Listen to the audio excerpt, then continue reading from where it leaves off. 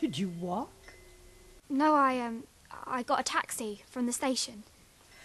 That's very extravagant of you. But I always get a taxi. Because you have more money than good sense.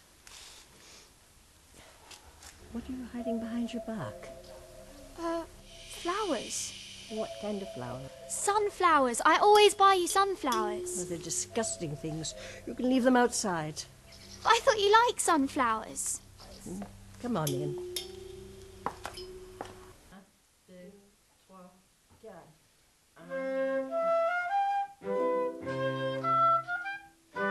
In accounting for one's taste in music, there was little in common between my Aunt Estelle's tastes and those of my own. During those summer visits, we went through the same ritual of faking our enjoyment of the music we enjoyed and played, not only in private, but with close friends from the village.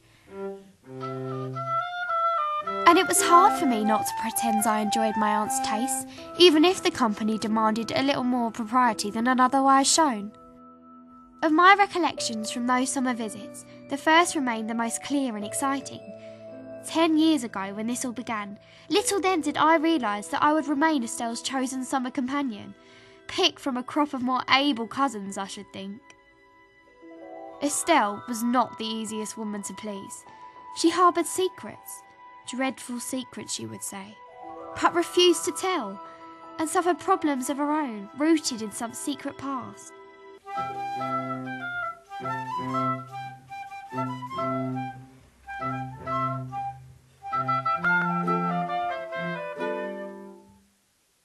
Estelle lived for the present.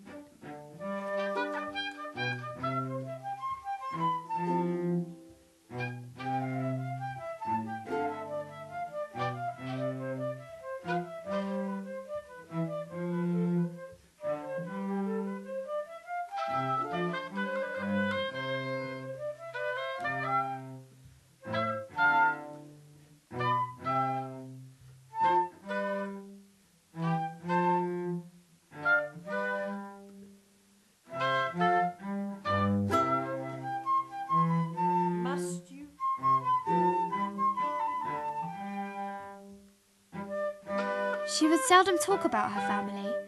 Take Uncle George, for instance, Estelle's estranged husband. My uncle's disappearance was stuff made of legends, leaving at a time when matters could not have been worse for my aunt. And yet, his presence could be felt around the house. I quickly learned that Estelle's silence was largely attributed to the number of suitors that she had taken in his absence, rather than the disappearance itself. Going back to my cousins, and those that I thought better suited, I was never certain why Estelle chose me. I didn't even speak French. On the other hand, Carol, my eldest sister, was a dab hand at the language.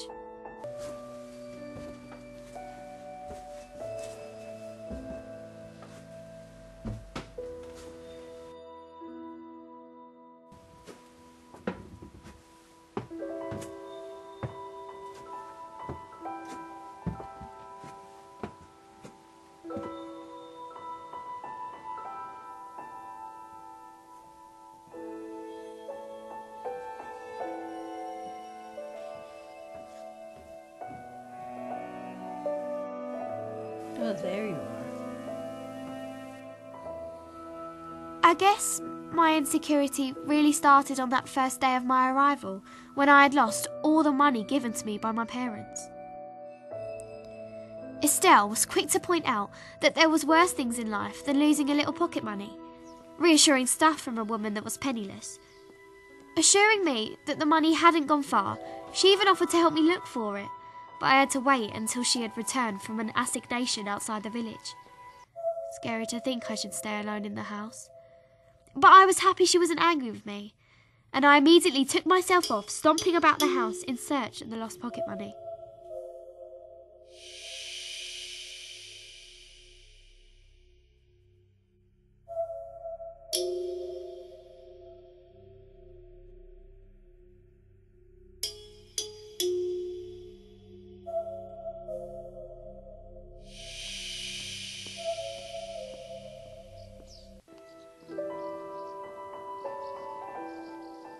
Is something wrong? You know something, Tiffany. I've become a prisoner of this house for too long now. More than I'd care to imagine. And I still can't find the courage to step outside. So what's stopping you from doing so? My life.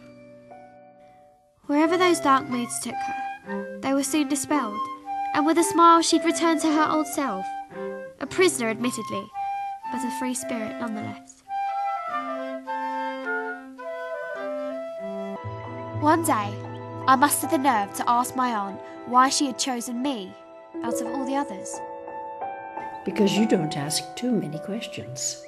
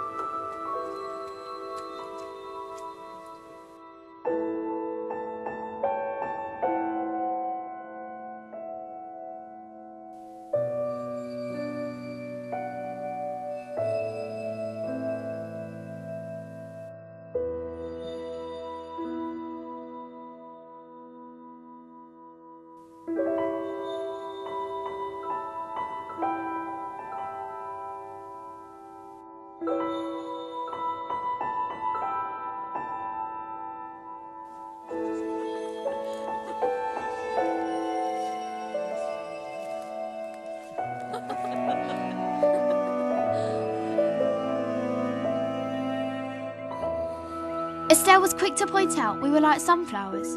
We followed our dreams. Tiffany, would you come downstairs for a minute, please?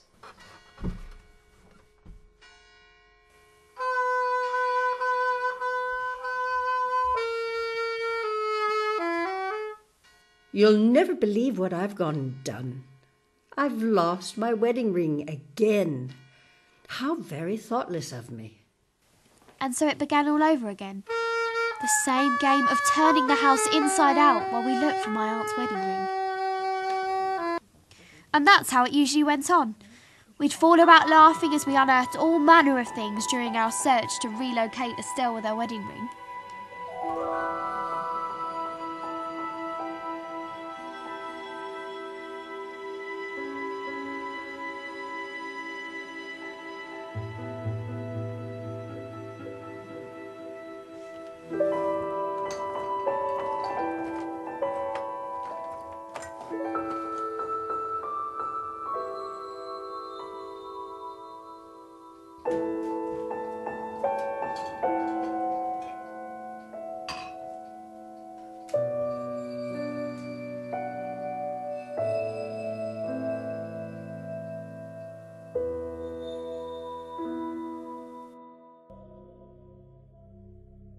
As always, there was some gimmick or other by which Estelle proposed to locate the wedding ring.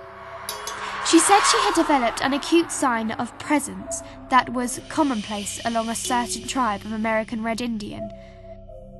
By placing her near to the floorboards, she believed she could hear certain sounds given off by the inanimate object.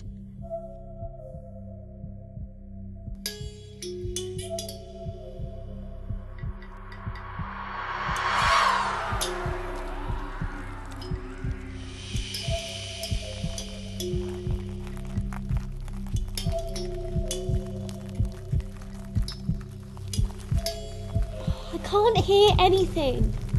You're not listening hard enough. I can hear scratching. That will be the spiders wakening.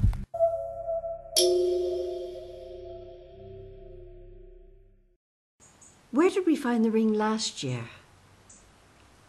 Under your bed? No, that was the year before.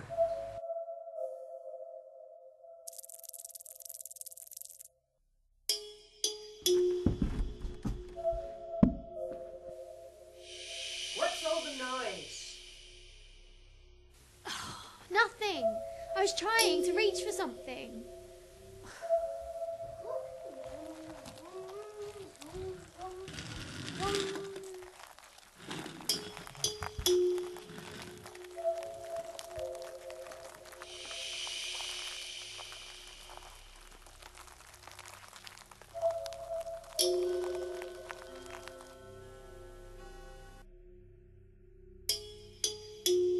was told by those that knew my uncle that he was a well-liked man.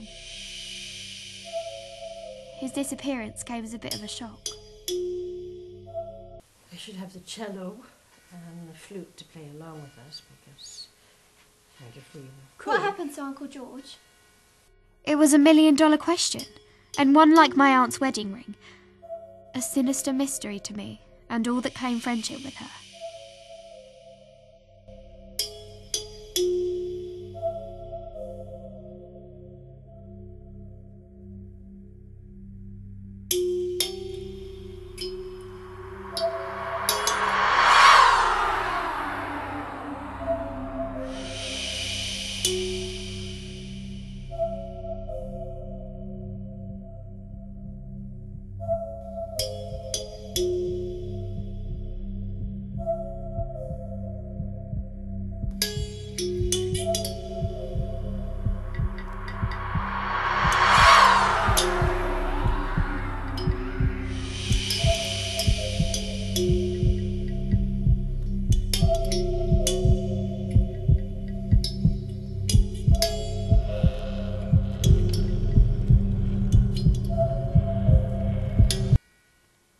Let's go and see the sunflower fields. No, not yet.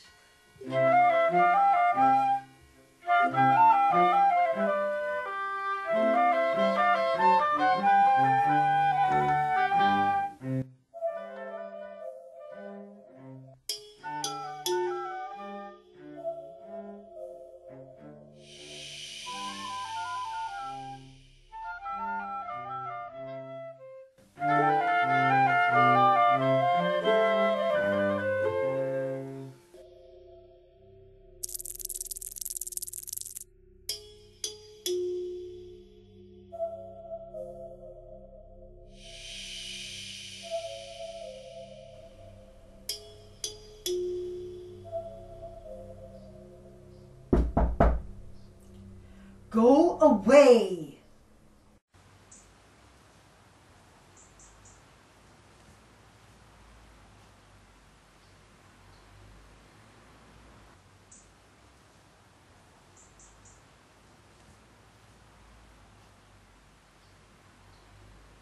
You're very quiet. Is something wrong? No. Was it something I said? What happened to Uncle George? He just got tired, that's all. It happens. 10 years to this day. Try and forget it, my dear. I have. My aunt wasn't falling for that old trick. She'd been to hell and back with Uncle George, and what right did I have to bring it all back? But the question of the wedding ring still remained a mystery.